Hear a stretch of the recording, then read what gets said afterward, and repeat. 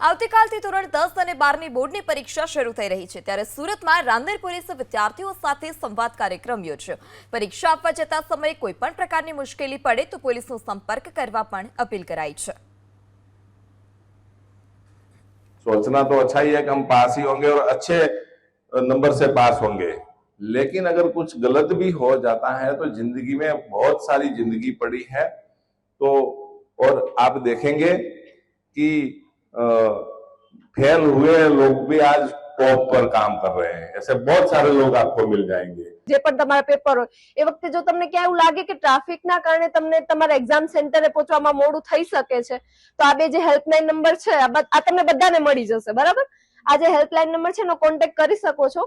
તો પોલીસના લોકો આવી તમને ગાડી, બાઇક, એમનું જે પણ એમની પાસે અવેલેબલ હશે એ લઈને આવશે અને તમને તમારા સેન્ટર પર ટાઈમે પહોંચાડી દેવાની પૂરતો પ્રયત્ન કરશે।